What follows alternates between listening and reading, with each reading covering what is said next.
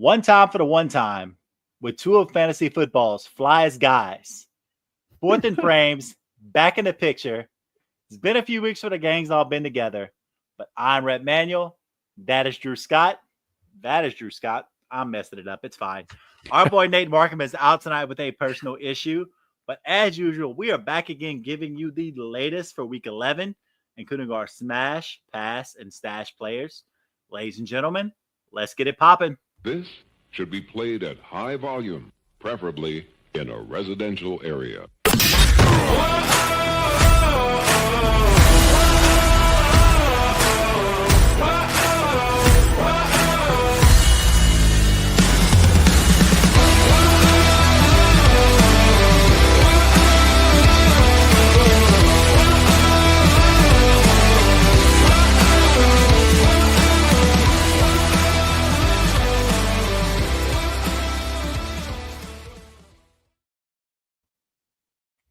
And as always, to all our listeners, watchers, subscribers, whoever you are out there, we want to thank you so much. We appreciate it from the bottom of our hearts that you're here with us tonight.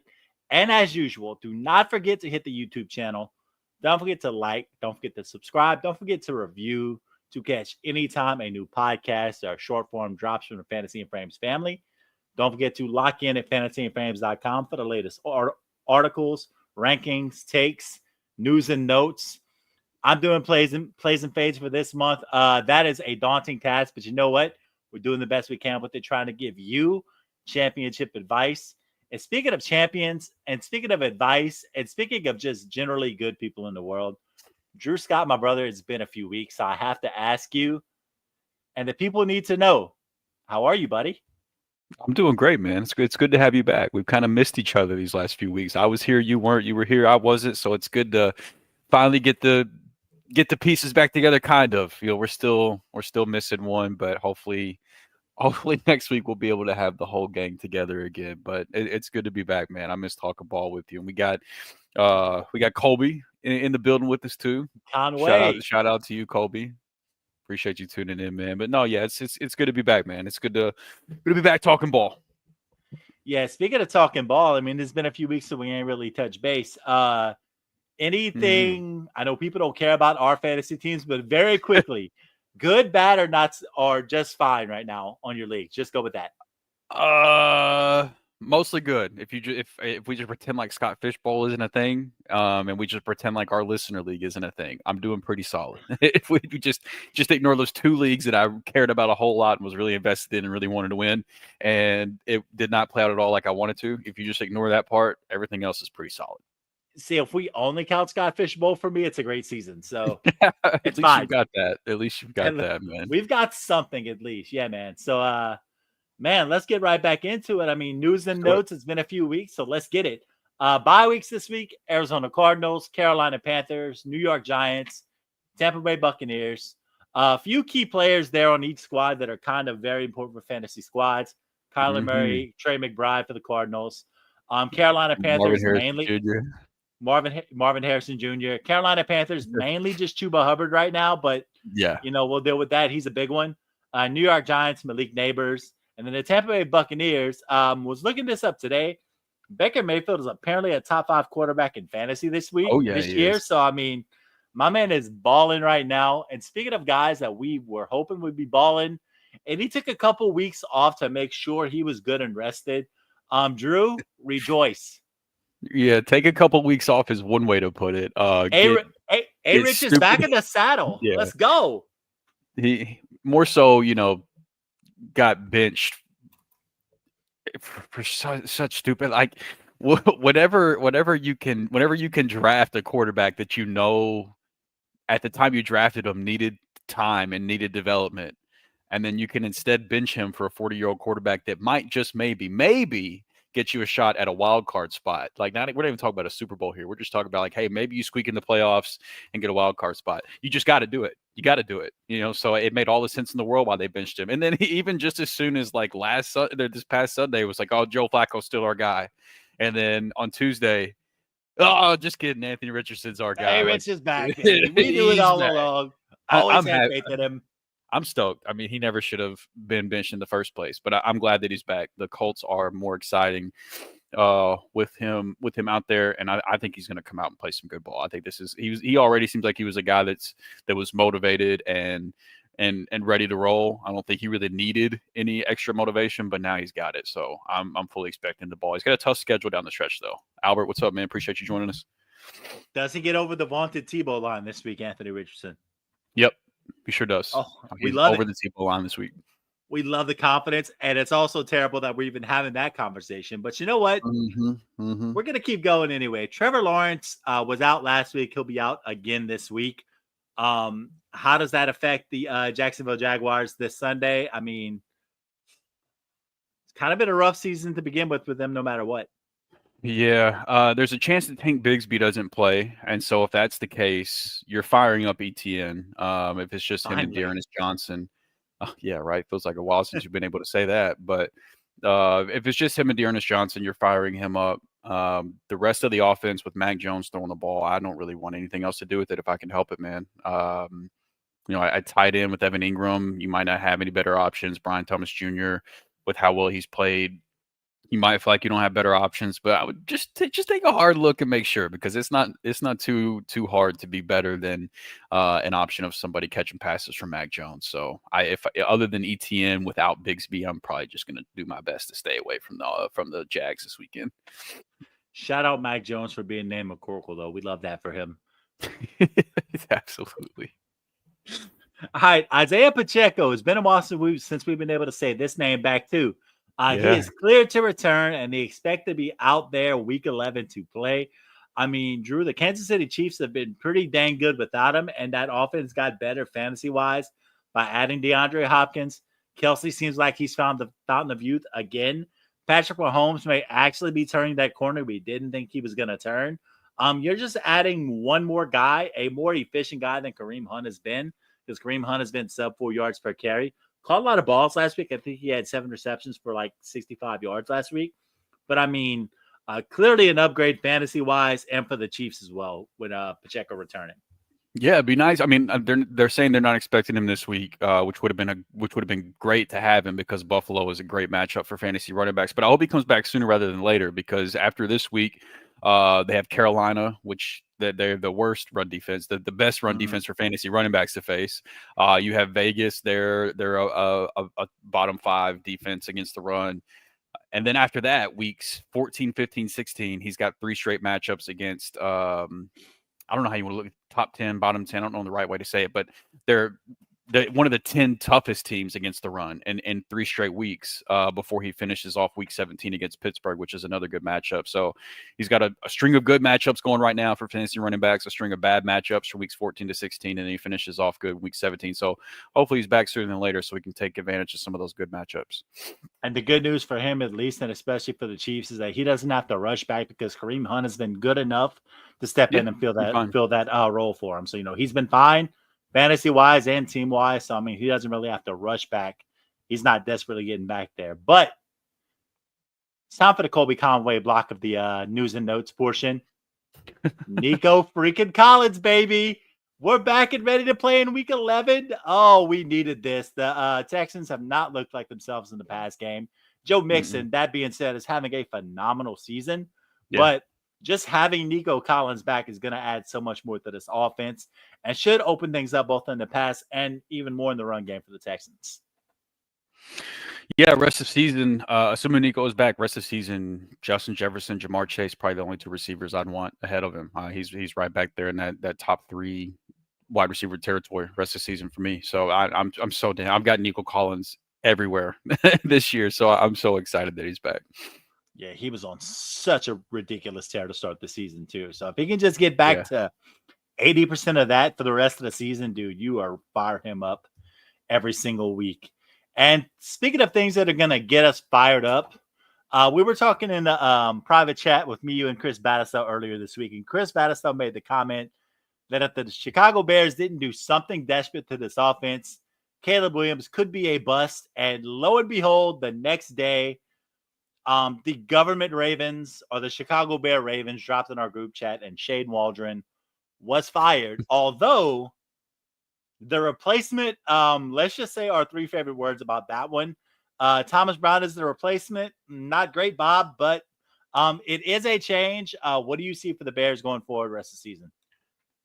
Yeah, hopefully the offense just gets a little bit of lift with this change. You see sometimes whenever teams fire coordinators or head coaches that they come out with a little boost of energy, little sense of optimism, which I imagine is going to be the case for Chicago. But it can't get much worse than what it's been the last few weeks, man. It's like ever since they had to endure that Hail Mary from Washington, it's like they just lost their mojo or something. It's like the offense forgot how to play football after that. But yeah, hopefully this jolts some light back into them. But I'm not going to overreact too much. I'm not going to be any much more excited about this offense than I was before the news. Right. And so before we get to our smash, pass, and stash players, our boy Ishmael has a question in the chat. He's saying, "Good evening, fellas. Start sit question: Mahomes and Herbert at quarterback, Tyreek Hill, Drake London, DeAndre Hopkins, and Quentin Johnston, and 1 quarterback, 2 wide receivers, 1 flex." And he's playing his normal running back in PPR thing. So he's basically just trying to decide between this quarterback situation and pick 3 of these wide receivers. Drew, do you prefer first? Let's start with the quarterbacks, Mahomes or Herbert this week?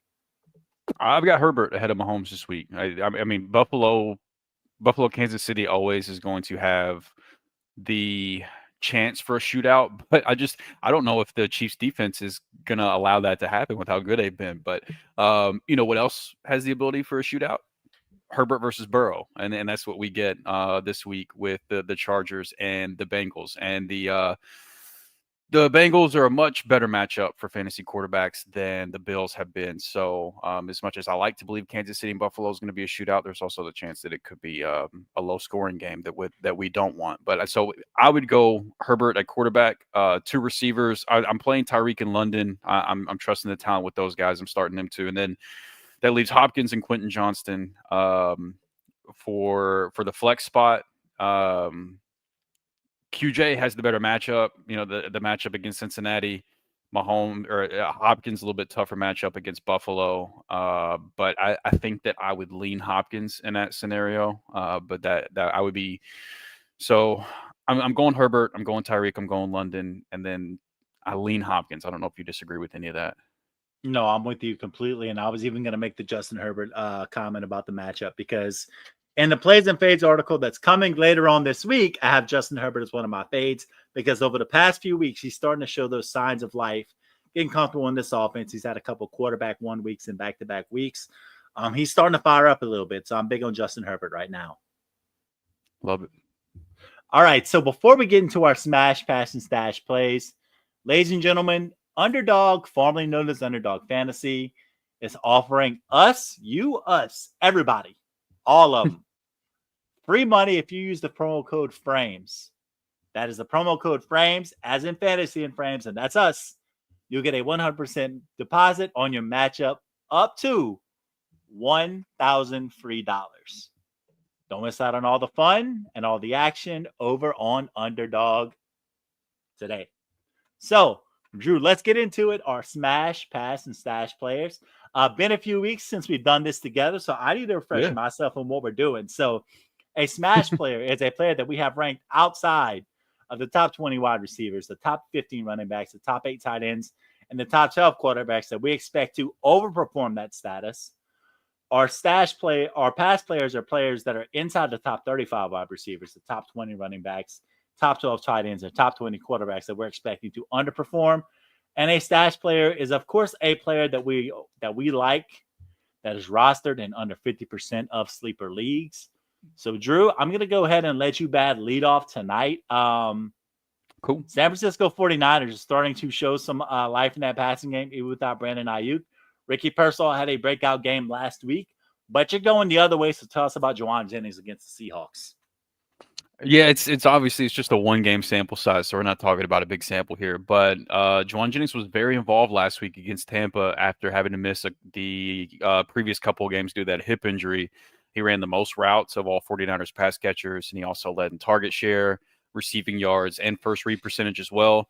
And he had as many forced missed tackles as the rest of the 49ers pass catchers combined. So this week, Jennings gets to play a Seahawks defense that's been the third best matchup for receivers over the last 6 weeks based on schedule-adjusted fantasy points given up to the position. And on top of that, 63% of the fantasy points that Seattle is giving up to wide receivers is going to receivers that line up out wide, which is where Jennings lined up over 72% of his snaps last week. So given his recent involvement in the offense, I hate giving 49ers players credit, but Brock Purdy, to his credit, has been playing really well. And then the matchup that Jennings has this week, I think he's a smash play. Yeah, and I mean, you mentioned Brock Purdy. Man, you want to talk about a guy that I just decided to just take lock in on for the longest time and just hate.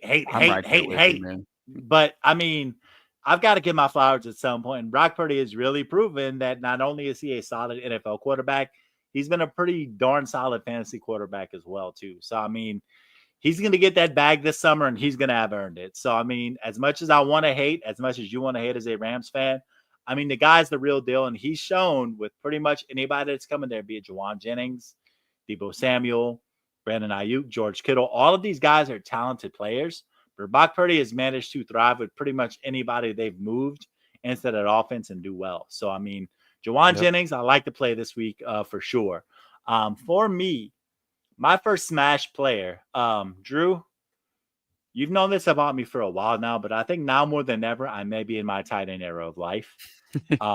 You know, there's just something about those big, beefy those pass catchers, those tight ends along the front line that just get my bones a churning. And so with Tucker Kraft playing the Chicago Bears this week, I mean, let's just face it, he's just been a guy that's been pretty phenomenal all season long. But a little bit later for my second smash play, I'm going to go ahead and give you guys somebody who is going to be just surprisingly good and on a very similar level to Tucker Kraft. But with Jordan Love's return, Tucker Kraft has been simply outstanding. Remember last year we had all the pre-draft stuff. Is it going to be Luke Musgrave or Tucker Kraft? There's since been a very clear separation that this is Tucker Kraft's job, and he's not giving it away. He's got another good spot where he's producing against the Chicago Bears defense this week. The Tucker Kraft trend this season, he has 5 receiving touchdowns so far this year. The trend has been he's always scored touchdowns in consecutive weeks after he's had an off week where he hasn't scored a touchdown. And I know we don't like to base our analysis off of touchdowns, but it's clear that Jordan Love looks for this guy in the red zone because he is 6th in red zone targets at the tight end position. So there is a good chance that when they get into the red zone, Jordan Love is looking for Tucker Kraft. And if you have guys who are absolutely being targeted the way Tucker Kraft is in the red zone, 8 red zone targets, 7 red zone receptions this season, that is a guy that you want to have in your starting lineups on a weekly basis. But it's not just that. Among tight ends, Tucker Kraft is 2nd in yards after catch behind, I'm assuming, George Kittle, because he seems to lead that position every single season. He's got a 2.17 yards per route run this season. He's got a lot of nice metrics, and the Chicago Bears are the 13th worst team against tight ends. So that puts him about 19th or 20th overall in terms of defending tight ends, in terms of fantasy points given up. So it's a good matchup for Tucker Kraft, and it should be another solid week for a guy who has pretty much shown up throughout the season as a safety valve for Jordan Love. So Tucker Kraft or Evan Ingram without Trevor Lawrence against Detroit? Without Evan Ingram against Detroit, I think I'm taking Kraft. Yeah, Evan Ingram without Trevor Lawrence against Detroit. Yeah. Sorry if I said it backwards. So I think I'm taking Kraft in that situation because Tucker Mac Kraft, Jones. Tucker Kraft or Kyle Pitts against Denver? That's where we start to get a little bit tougher because Denver has been sneaky good defensively, but I think I might still lean Kraft because of the touchdown upside. Yeah, I've got the 2 back-to-back, so I was curious. And I have him ahead of Evan Ingram, and I think that is going against the Fantasy Pros ECR, if I remember correctly. But yeah, I'm with you. I've got Tucker Kraft at tight end 7 this week right now, and he could still go up a little bit. But yeah, I like Kraft as a play this week. Yeah, he's been solid all season long, and when the tight end position has not been very good, guys who are getting in the end zone are always going to be solid plays. We've started to see Laporta come alive in the past couple of weeks as well, too. Travis Kelce starting to come alive. TJ Hockenson back off of injury, doing his thing once again. So, where we thought we had a wasteland for a little while there, we're kind of starting to fire back up to life a little bit. If only Trey McBride can get into the end zone as well. But that's neither here nor there. Yeah, it's crazy. All right. So, Drew, your second smash player, a guy who returned from injury, hasn't really shown himself to be that former player that he was just yet. But you're picking on a team that I love this week, as we all should be when it comes to these fantasy matchups. So tell me why this is the week Nick Chubb breaks out against the New Orleans Saints. Yeah, I don't guess we should be surprised given how brutal the injury was, but this call is much more about trusting the matchup than it is trusting the player, as sad as that makes me to say. I wanted to believe that Nick Chubb was just a superhuman and could come back from anything, because up to this point he pretty much has. The dude has dealt with injuries and still has just average 5 yards a carry, just a walking 5 yards a carry everywhere he goes. But this is the first time I really haven't seen him look great pretty much since he started playing football, at least since I started watching him play football. The first 3 weeks that he's played so far this year, he's only averaging about 2.7 yards per carry, and he's only generated one rushing attempt of 15 plus yards in his 42 total attempts over his first 3 games of the season. However, the good news is that Chubb gets a matchup with the Saints defense. This will come to no surprise to you. That Saints defense has been the second best matchup for fantasy running backs over the last 6 weeks. Only the awful, terrible Carolina Panthers have been worse against running backs over the last 6 weeks. And if that's not good enough for you, even more good news, the Saints have also given up the 3rd most rushing touchdowns on the season. And while Chubb hasn't looked great, he has seen 100% of the carries inside the 5-yard line since he got healthy. So the Saints give up rushing touchdowns. Whenever Cleveland gets down that way, they're giving the ball to Chubb. And the matchup in general is just solid as well. So even though he might not be his old self, the yards per carry isn't there like it used to be. The explosive runs haven't been there like it used to be. I guess it's just because I love Nick Chubb, but I've got some rose-colored glasses on. I'm hoping that coming off the bye week, he's a little bit more refreshed. He's a little bit more involved into the offense. It'll be his 4th game back from injury now, and he had the bye week to kind of prepare him for it, and he's walking into a great matchup. So I think Chubb has his best game of the season, and I think he's a smash play this week. Yeah, it's hard to argue with that, considering how much I've watched this defense be really, really bad in spots this year, and the fact that it seems to me that at this point, post Dennis Allen firing, I mean, they traded Marshawn Lattimore. You've got a bunch of things that are just saying, hey, we're going to try to maximize our draft value going forward. But that new coach bump, whenever you come from Dennis Allen, seems to matter. So also, as much as we want to like the idea of Nick Chubb playing a bad defense, not having Dennis Allen showed last week that is just already making a difference for the New Orleans Saints. So, I mean, yeah, you have to play the matchup, but at the same time, wouldn't be shocked if the New Orleans Saints happen to turn back time on those old bun defense that they have and make a few plays this week. So we'll see where it is, but I also like the call as well. All right. Yeah, so I'll just say Bijan didn't seem to mind last week. No, Bijan did not mind, but he's Bijan, baby. So. Yeah, Nick Chubb is also not Bijan anymore. So yeah, it'll be interesting to see for sure. I'll make sure to get your thoughts, because I'm sure you'll be watching up close and personal. You know, that game, being a Saints fan, as tough as that may be, but I'll make sure to get your thoughts. Oh, you will absolutely get my thoughts in one point or another. So Drew, we mentioned earlier that I am in my tight end era, correct? Correct. Okay. My second smash play might become as a little bit of surprise to our listeners this week, but hear me out. Because, ladies and gentlemen, Jonnu Smith against the Las Vegas Raiders. We already mentioned the fact that the Raiders are a bottom 5 defense, pretty much overall in football. And most people would probably perceive Jonnu Smith as a hit or miss player. Agree with that, Drew? Yeah, it's fair. Okay, that's fair. But I'm about to drop some knowledge on y'all, because digging into this today between he and Tucker Kraft, minus the receiving touchdowns, Jonnu Smith in the same amount of games played has had a very similar profile to Tucker Kraft this season. I'm going to run that through for you right now. All right, Tucker Kraft, 9 games played, 39 targets, 28 receptions, 376 yards, and 5 touchdowns. So definitely top 5 fantasy tight end for sure. Jonnu Smith, 44 targets, 33 receptions, 347 yards, but only 1 receiving touchdown. What does that tell us about the position, Drew? That Tucker Kraft has had much better touchdown luck and for the most of the season, better quarterback play, which probably, correlate with each other. And typically we do not advise people to chase touchdowns. So I think you're onto something. I think we're onto something. And when you look at the fact that Jonnu Smith I was looking at it today, hasn't played above 50% of snaps more than a few games this season. Yet he's maintained a 16% target share and a 25.9% target rate in the snaps that he has played. So basically every 4 snaps that someone is getting targeted in the Miami Dolphins offense, Jonnu Smith is getting a look in that offense right now. And we've seen some real moments from him this season. Yes, Tucker Kraft is seen as a better fantasy football tight end right now. But like we said, we're not pursuing touchdowns in terms of our process.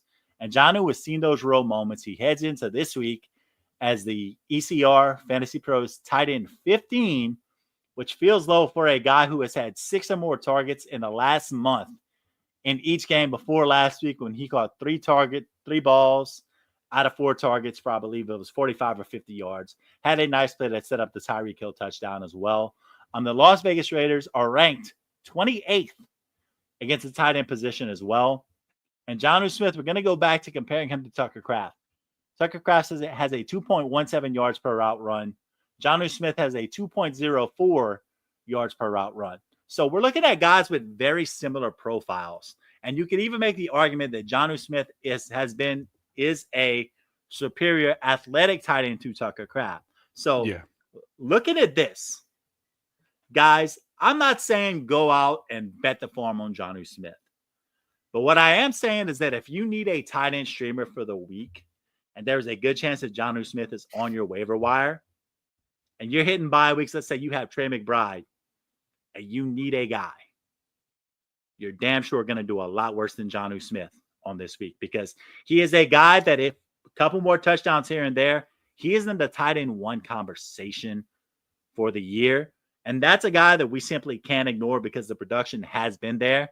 Just the touchdown production hasn't. Yeah, I like it, man. Jonnu's always been a great athlete, and he's in an offense that has been explosive, but their worry was Tyreek Hill. The worry was Jalen Waddle, right? And the reality is Vegas, they're a tough matchup against receivers, but they're not a tough matchup against tight ends, like you mentioned. And Jalen Waddle, he has not looked like Jalen Waddle, which more on that later. But that leaves room for Jonnu to make noise in this offense. They need somebody to do something, and I think Tyreek will bounce back. But there's even with that happening, there's still room, and so I agree, man. I'm starting Jonnu in 1 league at tight end this week. I think he's a good play, and he's a good guy to stash if you have the room as well. Yeah, 100%. So reviewing our smash players before we get into our pass players, Drew with Juwan Jennings and Nick Chubb. I went to tight end heaven tonight with Tucker Kraft and Jonnu Smith. Getting into our pass guys, Drew, we just mentioned Tucker Kraft and we mentioned what a great year he's having with Jordan Love. And yet here you are deciding that this week is not the week to start Jordan Love. So tell us why. Yeah. I just want to be clear. This take is for those of you in 1 quarterback leagues. You're not passing on or sitting Jordan Love in a super flex league, right? But probably obvious, but I want to get that out of the way. I think that there are streaming options that are going to be a better option for you than Jordan Love in 1 quarterback leagues this week. Love has a matchup with a Bears defense that's been the 3rd toughest matchup for fantasy quarterbacks over the last 6 weeks, and that includes matchups with guys like Stafford and Jaden Daniels and Kyler Murray and Drake May. Now that he's starting to play well, it's not easy quarterbacks they've gone up against over the last 6 weeks to put up these numbers. The defense has been tough. The Bears offense might be underperforming, but the defense is hanging in there. And when you combine that with the fact that This is a game with division rivals. We know how these in-division games go sometimes. These teams know each other well. They play each other multiple times a year. That both of these defenses are playing relatively well. Like, it wouldn't shock me if this ends up being a close, low-scoring game. And in saying that, Fantasy Pros Week 11 expert consensus rankings has Jordan Love as a quarterback 9, ahead of guys like Russell Wilson, Bo Nix, Tua, Jameis Winston, all of which I've got ahead of Love this week. I've got Jordan Love down at quarterback 15 or 16, I think. So, again, in a super flex 2-quarterback league, he's still a play. But there are guys, some of which are likely sitting out there in the waiver wire in a 1-quarterback league that just this week specifically, I would play over Love. I know he's been the quarterback 10 in points per game on the season, so I get if you don't want to move off of him, but I think there's better options this week. So for me, he's a pass. Yeah, and I mean, the argument right there, the logic behind that is rock solid as usual. Jordan Love, also a guy that if he really wants to, can get himself into some trouble from time to time. And the Chicago Bears defense and the Bears in general, while they haven't been over the top really good all year long, it's also shown themselves to be a defense that can make some plays whenever quarterbacks are making mistakes. So, I mean, yeah, I like to play and I can't be mad at it. Looking at my first pass player for the week, Drew, you mentioned this earlier about how good the Kansas City Chiefs defense has been. It's also been very obvious how good James Cook has been all season long. But I'm going to lead with this and calling James Cook a pass play against the Kansas City Chiefs this week. And let's just start here. The Kansas City Chiefs against running back rooms in general, not one running back rooms throughout the season, have not allowed a running back room to score 20 fantasy points all season long. Yeah. The high is 19.1, and that was early in the season. So James Cook has been very touchdown reliant this year. He's tied for second in the league with 8 rushing touchdowns behind Derrick Henry, who, by the way, through 10 weeks has already eclipsed 200 fantasy points in PPR formats. That's neither here nor there. That's why he's never going to be a pass play, and he'll never be able to be a snatch play because he's near the top of the list, but I digress. James Cook this season has had a 6.1% touchdown rate.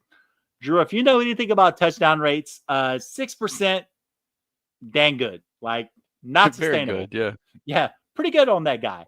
Yet, James Cook, with 8 rushing touchdowns, is only 18th in carries and 29th in targets at the running back position. So what does that tell us about him?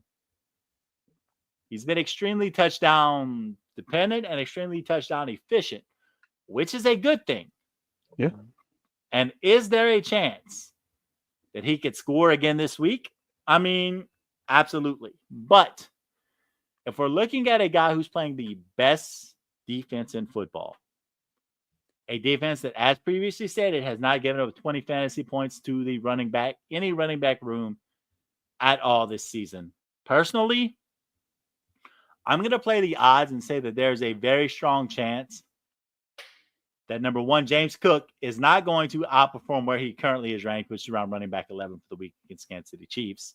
And number two, that if they are the first team that gets above 20 fantasy points as a team against the Kansas City Chiefs, it ain't going to be much more than that because, like you said, this game always has shootout potential. But with the way the Kansas City Chiefs defense is playing this season, I mean, you don't feel very good about this being one of those years that happens. So with that being said, James Cook as a pass player this week, I mean, it's just something that based off of the numbers and the way the trends have played out this season with the Chiefs defense, you kind of have to do.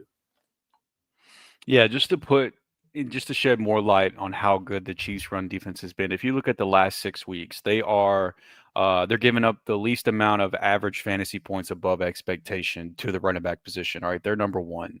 The gap between them and number 2 is about 3.5 fantasy points above expectation. Okay, that's the gap between them and number 2. That is the same gap as between like the 2nd and 11th toughest run defense. Like they're not they're not just good against the run, like they are unreal. So yeah, it's just you don't start your running backs against the Chiefs if you can help it. And so hopefully you have some options you can play over James Cook, because to your point, if he doesn't get into the end zone, he's probably going to be in for a long week. Yeah. So let's get this question from Pareko, where he's asking us to pick 2 wide receivers this week between Amari Cooper, Brian Thomas Jr., Jalen Waddle. What a segue in Jerry Jeudy. Yeah, right. This is a brutal set of receivers. It sucks to say that, but like you have Amari Cooper with a questionable tag. You've got Brian Thomas Jr., who is playing with Mac Jones. You've got Jalen Waddle, who I'm not very high on this week. More on that here in just a minute. And then you have Jerry Jeudy, who, he's Jerry Jeudy. If Amari Cooper plays, he's the clear. I'm going to play him. I'm going to trust Amari Cooper, even though he's been out for a little bit and he's new to the offense. I'm going to trust Amari Cooper in that matchup. I'm just going to trust the talent and trust that they're going to find ways to get him involved if he gets back on the field. Then it becomes tough because Waddle feels like the right answer, but I know that I don't like him this week. And Jerry Jeudy, they're like, from a real life NFL talent standpoint, I like Jalen Waddle and Brian Thomas Jr. more than Jerry Jeudy, but it's hard to trust Waddle right now. It's hard to trust Brian Thomas Jr. with the quarterback situation he's dealing with. And then you've got beautiful old Jameis Winston looking at me over there in Cleveland, just playing YOLO ball, playing against the New Orleans defense that they're the I think they're like the 10th or 11th best matchup for fantasy receivers. Like of all of these names, Jeudy has the best matchup, really. I mean, Brian Thomas Jr. technically has a good matchup against Detroit, but it's hard to really care whenever you're catching passes from Mac Jones. So that's a long way of me saying I think I'm playing the former teammates. I think I'm going to play Amari and Jeudy, but it's really close between Jeudy and Waddle. But I'll speak a little bit on why I'm struggling with Waddle. But would you go with 2 different guys there? No, I think Amari, if he plays, is the clear pick there, like you said.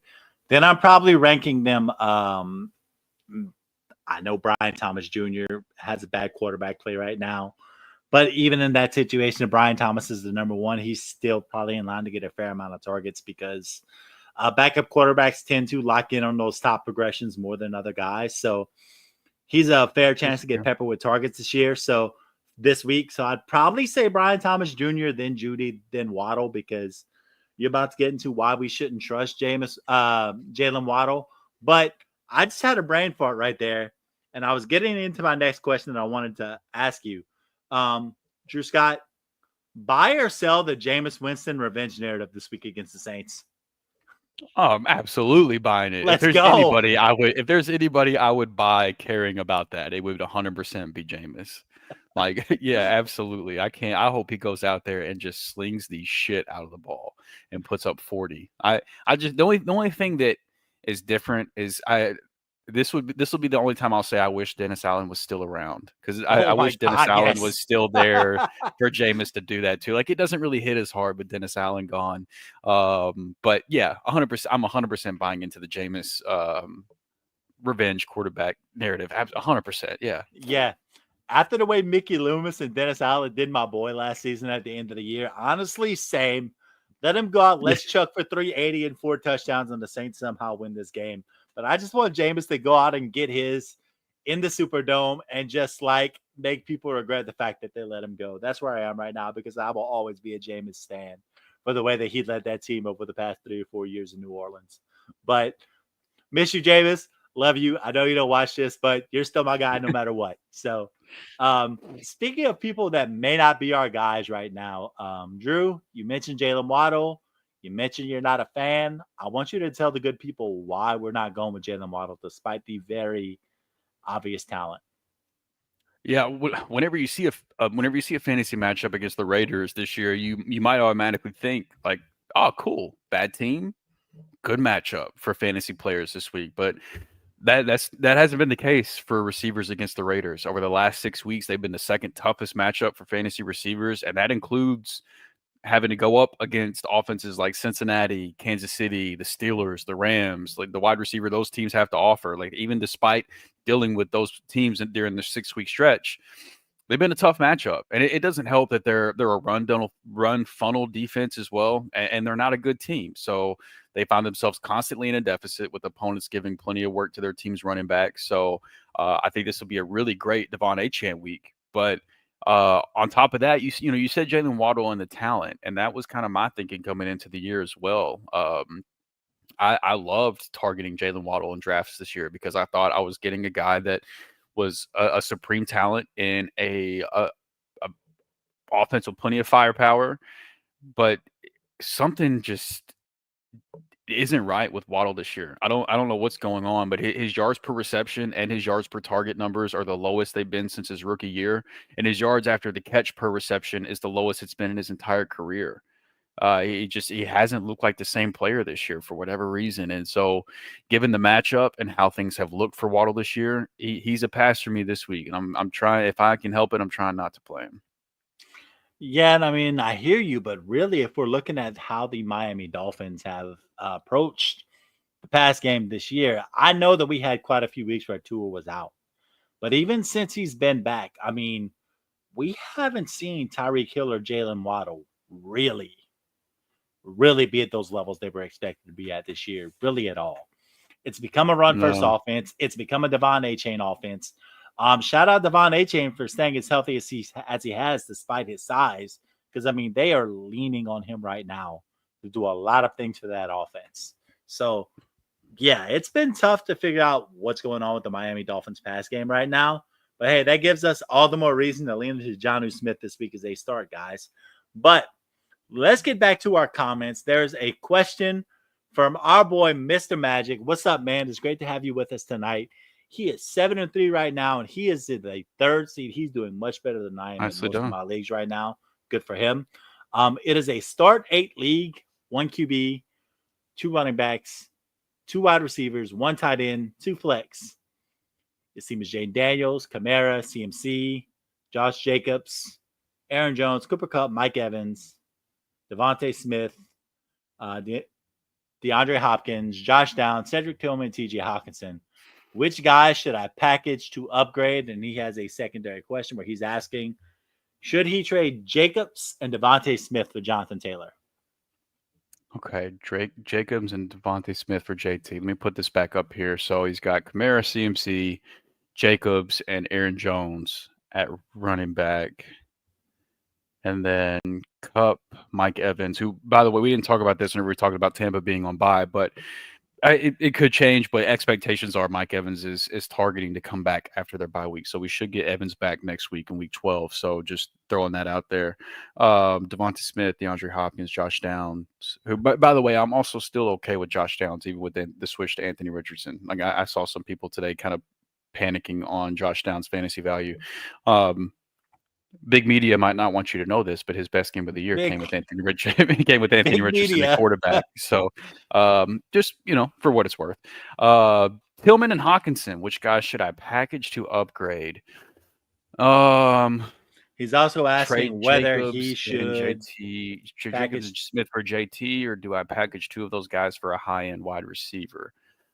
That might be the move. Yeah, it's so tough because it's all league dependent, and it all depends. As far like, let's just take this example: Jacobs and Smith for JT. Rest of season, I like JT more than Jacobs rest of season, but I don't know if the gap is big enough for me to be okay with giving up Devontae Smith as well. I would probably go a little bit further down the line, like try to do like Downs or Tillman with Jacobs to try to go get JT. But yeah, if you can package 2 of those guys, let me look at receiver and see. Like if you can go try to get AJ Brown, let's see. I'm looking at his team, just trying to do something on the fly here. If you could use the fact that Evans is coming back off bye, and you can do like Evans and like Evanson Tillman, something like that, and try to go get AJ Brown or something along those lines. I think package two of the guys that get a high end wide receiver might be the play, because I mean the receivers are okay. I like this too though. I like this a lot. Okay, I'm trying to get Gibbs, so let's cook up a deal for Jahmyr Gibbs. So if somebody's trading away big Gibbs, they're going to want to run him back, and I think you could do. Kamara Man, and Tillman. if you could do, I want to get rid of Jones too. Okay, I mean you've got the start, you've got Kamara and CMC up top. If you can trade Jacobs and Jones to get Gibbs, I maybe that's not close enough. I don't know, but I feel like it would be. I think that at that point you might be overpaying, but if you want to get rid of both of those guys and you can upgrade to get Gibbs, I would consider that, but I don't think you have to trade Aaron Jones though. Yeah. I don't know. What do you think? Trying to get you think Jacobs and Jones? You think that's too much to go get Gibbs? He also says D-Hop, Smith, and Jones for DK and Brees. D-Hop, DeMonte Smith, and Jones for DK. Yeah, I'd do that. Yeah, I would do that too if you can, for sure.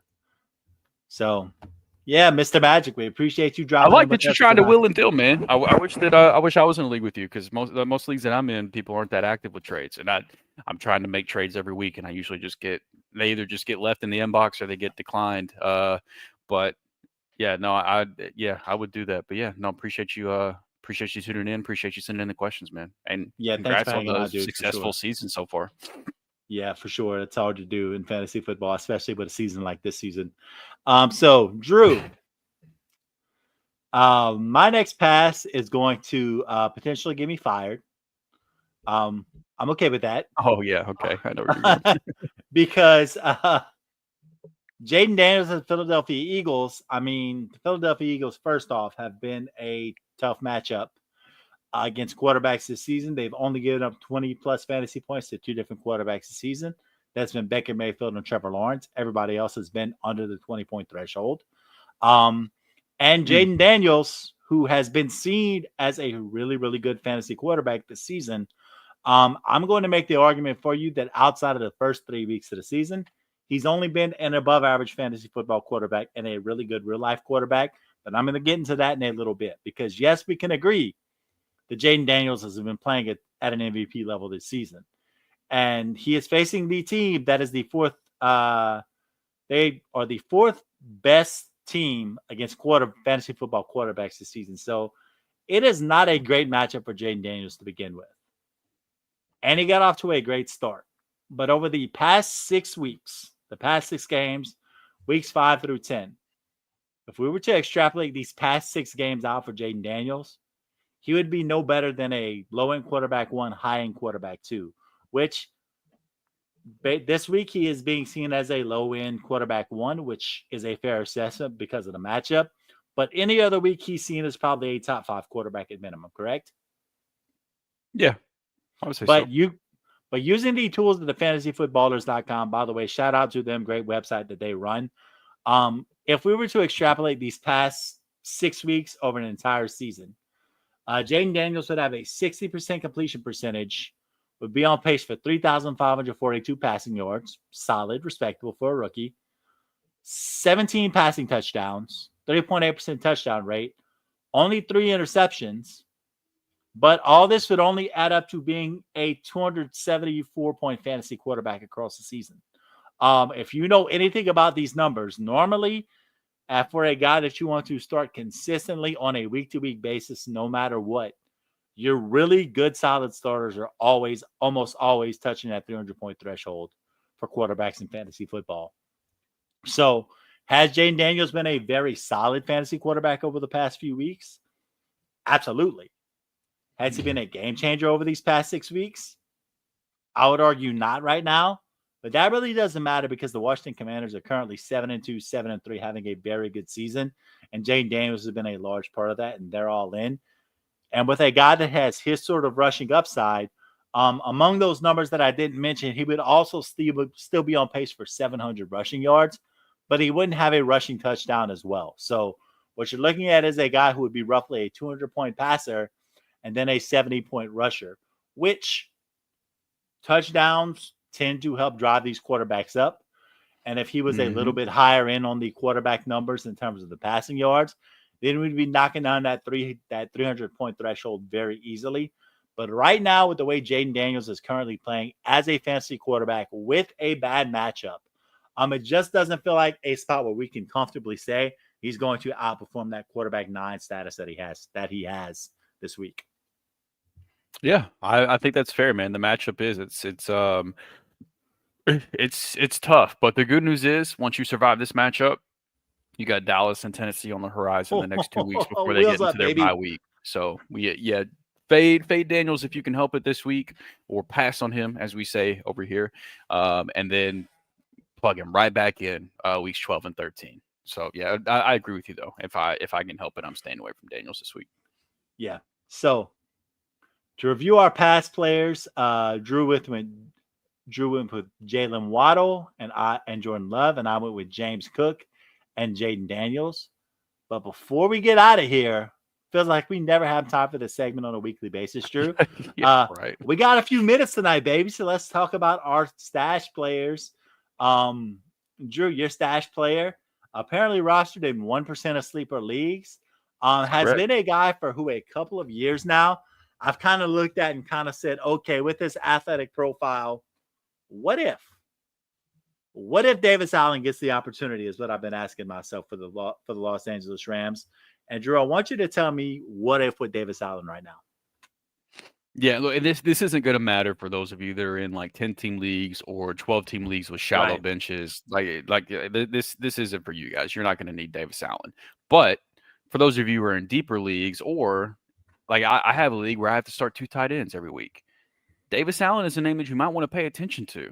It looks like the Rams have a new starting tight end as of last week. Davis Allen played 80% of the snaps, which was the first time he's even hit that number in his entire career. I say that. I mean, it's only his second year. He was a rookie last year, but he ended up with 5 receptions for 34 yards on 6 targets. And Allen was somebody that I was excited about going into this offseason before the Rams ended up giving Colby Parkinson a pretty decent sized contract that kind of caught me off guard, surprised me. I wasn't expecting that. And that, that soured me on Davis Allen. But if he's back in the starting lineup, I'm back on board. I think that Davis Allen is the best pass catching option they have at tight end. So I'm excited that he's getting on the field more. And with Kupp and Puka healthy, the reality is he's not going to be a good bet for volume.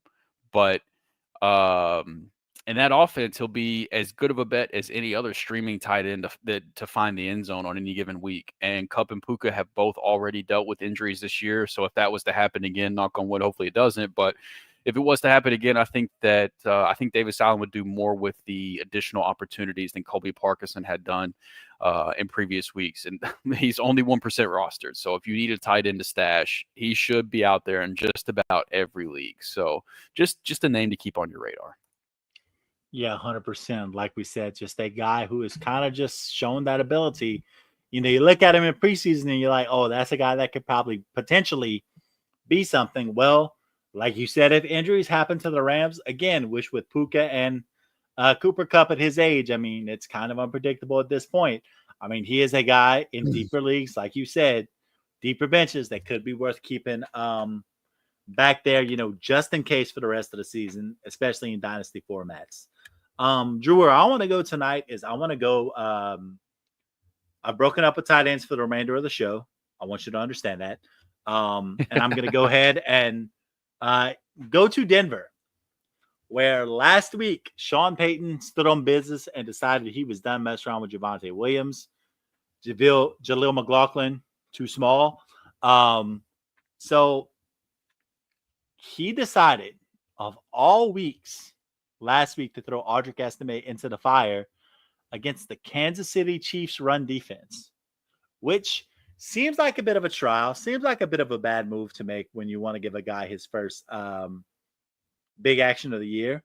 But Last week against those Kansas City Chiefs, Audric Estime had more carries, actually 4 times more carries than both Javonte Williams and Jaleel McLaughlin had together.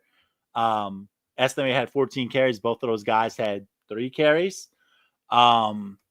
He played 45% of snaps, which is 4 times more than his previous career high of 10%. Saw 26 snaps and saw 14 carries, which lets you know what kind of usage he had. He even tallied 53 yards against that Chiefs defense, which 3.8 per carry. Not a tremendous number to look at, but against that defense in his first real action, I mean, you can't ignore it. And then he heads into this matchup against the Atlanta Falcons this week, and that is a defense that has given up 129.4 rushing yards per game to opponents. So all I'm saying is this. Audric Estime at this point of the year, if you need a bench running back, and let's face it, these guys have tended to fall like dominoes throughout the season.